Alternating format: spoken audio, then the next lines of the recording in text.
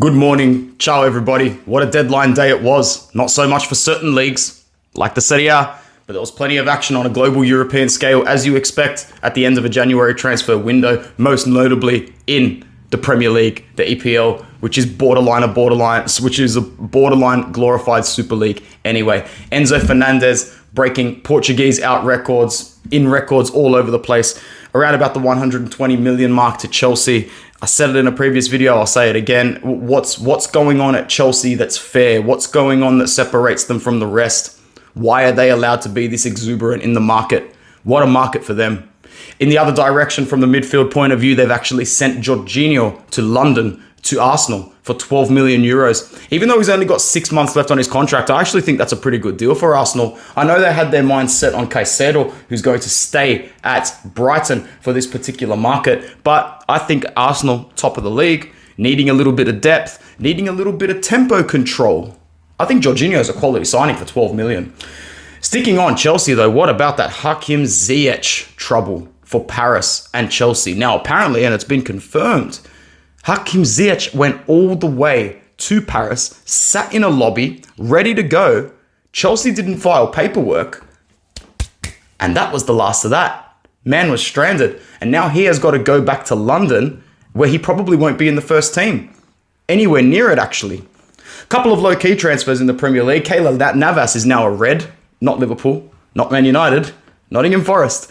The former Real Madrid keeper landed a transfer to the Premier League, and I think it's a good move for him. He's had a good career. This is a nice place for him to collect a pay bracket. Another low-key transfer, Cedric Soares has gone to Fulham. Anyone who's an Inter fan will no doubt remember when he came to us on a loan with an option, and we decided to not exact our option for that. Good signing for Manchester United in the sense that Sabitzer is coming over from Bayern München, and you got to think that this is all because of the Christian Eriksen injury and Christian Eriksen not being able to pretty much go the 90 minutes anymore for various reasons. I think it's a good signing for Ten Hag. I think the fact that he came in really quickly is good as well. Manchester United are about to kick off in 2 minutes against Nottingham Forest in the Carabao Cup second leg. Could be a good idea to get some minutes in for him.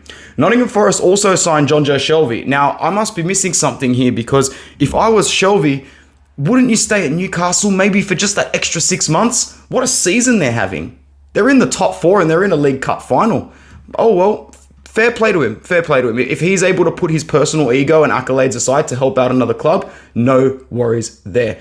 Tottenham Hotspur signing Pedro Porro, joining from Sporting from Portugal as well. He's on loan till the end of the season with an obligation to buy there. Yeah. And I think that's pretty much it for the big transfers in England, despite obviously, João Cancelo falling out with Pep Guardiola and moving from Man City to Bayern Munich. I saw an interesting comment online yesterday, and I think it was actually a Man City fan. And he says, while some fans might not think sending João Cancelo away overseas for this much money is a big deal, we're aiming to win the Champions League, and you've just directly strengthened a Champions League rival. We'll see what happens when we get to the final stages of the Champions League, which of those two teams are remaining and which one has a genuine crack, and if they're missing any pieces that could have put the puzzle together. Hector Bellerin, a guy who I actually thought was in his 30s now, 30, 31. Maybe it's because I started using him on FIFA when he was 20. He's only 27. He's going to Sporting in Portugal from Barcelona after a difficult and disappointing spell in Spain. Pretty tough to go to Barcelona and have a good spell though. How many Barcelona signings in the last 2 to 3 years have gone there, set it on fire, and actually stayed? Not many. Everton made a late bid for Olivier Giroud, and I was actually hoping that it went through, obviously, but there is no way Milan are that daft, and there is no way AC Milan were going to accept a bid on deadline day in a department where they are already weak. No Ibrahimovic, and if they were to lose Giroud, they'd be pretty much relying on Divock Origi and De Ketelaere, which is just not a good look for them. Matt Doherty joined Atletico Madrid after his contract was terminated by Tottenham for mutual reasons. Short-term deal for him until the end of the season. The Enzo Fernandez story is no doubt going to dominate the headlines all over the place. But there was still a fair few low-key deals that I thought were pretty good and interesting. As a Serie A fan, the fact that Hamid Traore went to the Premier League, to Bournemouth, what a great move for that young brother. What a great move. I'm upset to lose him in the Premier League. to the Premier League, because I think he's a great player for Sassuolo. I think it's going to weaken Sassuolo in Serie A, who have just started to pick up a little bit of momentum after having a very disappointing start to the season.